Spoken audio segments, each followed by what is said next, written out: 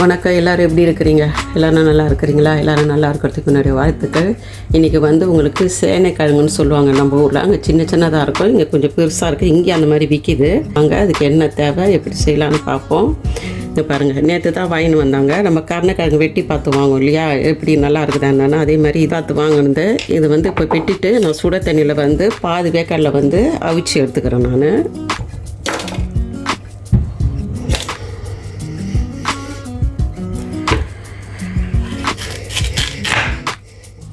நல்லா இருக்குது பாருங்கள், நல்லா இருக்கும் இந்த கிழங்கு.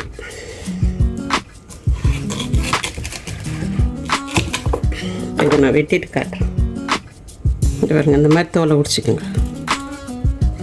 நம்ம கருணைக்கிழங்கு செய்கிற மாதிரி அர்த்தம். பாருங்கள், நல்லா அந்த மேல் தோலைனா எடுத்துகிட்டு நல்லா வந்து கழுவிட்டு வந்துருக்குறேன். நம்ம கருணைக்கிழங்கு எப்படி அதே மாதிரியே தான் அந்த குழப்பு தன்மை எல்லாமே இருக்கும். உங்களுக்கு அவிக்க பிடிக்கலன்னா நான் ஒரு கருணைக்கிழங்கு அதை போட்டிருப்பேன் பாருங்கள். பாருங்கள், தண்ணி கொதிக்குது, அதில் நான் கொஞ்சம் உப்பு போட்டுக்கிறேன். வெள்ளை கருணைக்கிழங்கு மாதிரி தான் வச்சுங்களா.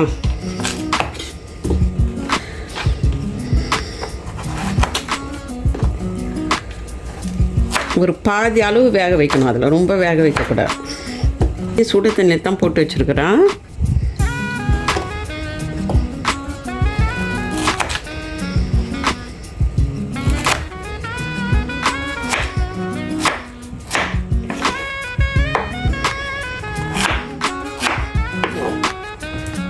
பார்த்து செய்யுங்க. என்ன கருணைக்கிழங்கு மாதிரியே இதுவும் வந்து கொஞ்சம் கையை அரிக்கும். எனக்கு இதெல்லாம் அப்படியே பழகுனால அப்படியே செய்யணும். இப்போ இதை வந்து நான் சுட தண்ணியில் போட்டு விட்டுறேன்.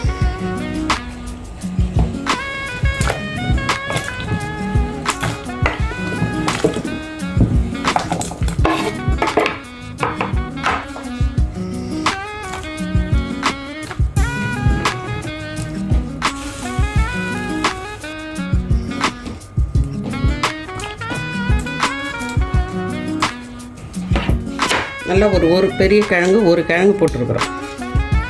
இது வேகட்டும். இதுக்கு தேவையான அளவு வந்து 2 வெங்காயம் வெட்டிக்கிறேன்.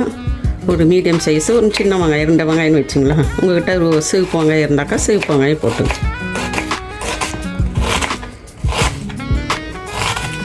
இது ரெடி ஆகிடுச்சு. இப்போ கிழங்கு வந்து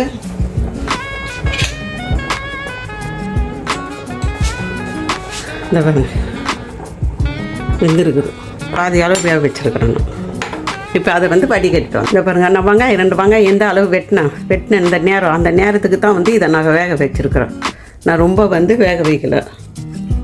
என்னென்னா நீங்கள் கருணைக்கிழங்கு எப்படி வேக வைப்பீங்க, மஞ்சள் தூள்னா போட்டு அந்த மாதிரி வேக வச்சுக்கோங்க. அப்படி இல்லைன்னா நான் ஒரு கருணைக்கிழங்குல வந்து உப்பு இதெல்லாம் போட்டு வந்து ஊற வச்சு செய்யுது. அப்படி செஞ்சாலும் வந்து அந்த அரிப்புத்தன்மையெல்லாம் வந்து போயிடும். அப்படி வேணாலும் செஞ்சுங்க. இப்போ வந்து பொரிச்சு செய்ய போகிறோம், அதனால தான் இதை அவிச்சேன் நான். பாருங்கள், இப்போ இதை வந்து நான் பொரிச்சிக்கிறேன். தண்ணி இருக்கும், பத்திரம் பார்த்து செய்யுங்க. போடக்குள்ளே நவுத்தி போடுங்க. அதுக்கு தான் சட்டி கொஞ்சம் காயாதே போடுறோம். இப்போ பார்த்திங்களா, எல்லாத்தையுமே பொரிச்சு எடுத்துட்டேன். உங்களுக்கு இதில் அப்படியே மஞ்சள் தூள் உப்பு போட்டு மிளகாத்தூள் போட்டு கூட அப்படியே பொரிச்சு சாப்பிட்லாம். அதுவும் ரொம்ப நல்லாயிருக்கும். இப்போ இதை வந்து நான் தாளிக்கிறது எப்படின்னு காட்டுறேன்.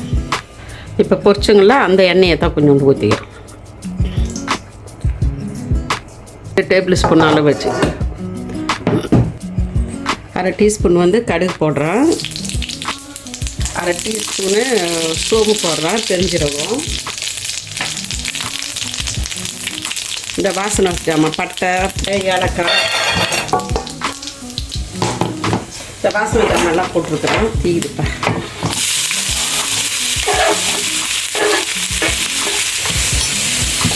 ரெண்டு கருவேப்பிலை போட்டுக்கிறேன். இது நல்லா வதங்கிச்சு. நீங்கள் ஒரு தக்காளி பழத்தை அரைச்சி போட்டுங்க. நான் இந்த டப்பாவில் இருக்குங்களா, அதை அரைச்சது வந்து 1/2 பவுல் போட்டுக்கிறோம். 1/2 கப்பு போட்டுக்கிறோம். இப்போ இந்த எண்ணெய் கொஞ்சோண்டு ஊற்றிக்கிறோம். மறுபடியும்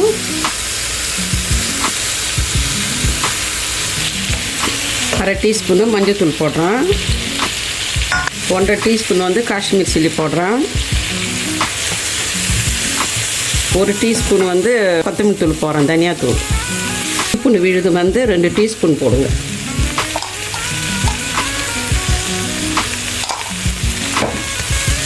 அது வெங்காயம் வதக்குறவங்கள அப்படியே போட்டுக்கணும். பக்கத்தில் எடுத்து வச்சுருந்தா மாம்பழத்தை இருக்கும்.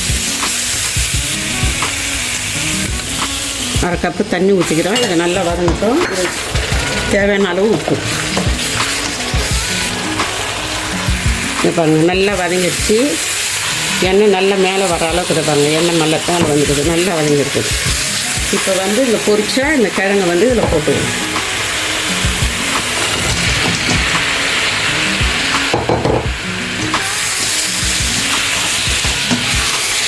உங்களுக்கு காரம்னா இன்னும் வேணும்னாக்கா நீங்கள் போட்டுக்கோங்க. கிழங்குலேயும் உப்பு கரெக்டாக இருக்கணும். பொரிச்ச கிழங்குல வந்து உப்பு இருக்குதானு பார்த்துக்கணும். இப்போ நான் சாப்பிட்டு பார்த்தா உப்பு கரெக்டாக இருக்கும். ஆனால் கொஞ்சம் குறைச்சோம். அப்படியே அவிச்சிட்டு போட்டிருக்கலாம் நீங்கள் நினைப்பீங்க. அப்படி போட்டாக்கா கொஞ்சம் குழப்பாக இருக்கும். அதனால தான் பொரிச்சு போடுறேன். ஆனாக்கா அப்படியும் போட்டு உங்களுக்கு விருப்பம் இருந்தாக்கா செஞ்சுக்குங்க. நல்லா இருக்குது பாருங்கள். 1/2 டீஸ்பூன் வந்து மிளகுத்தூள் போடுறேன். 1/2 டீஸ்பூன் வந்து ஜீரகத்தூள் போடுறேன்.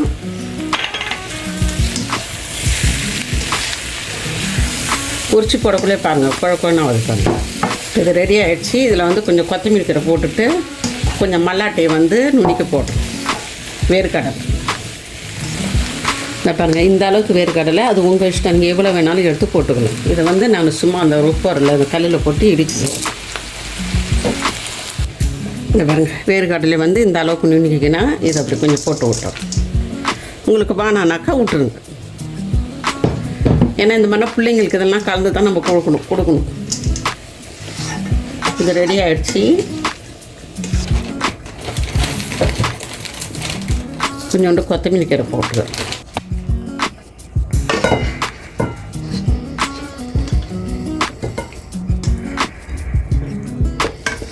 செஞ்சு சாப்பிட்டு பாருங்களா, ரொம்ப நல்லாயிருக்கும் இந்த கிழங்கு.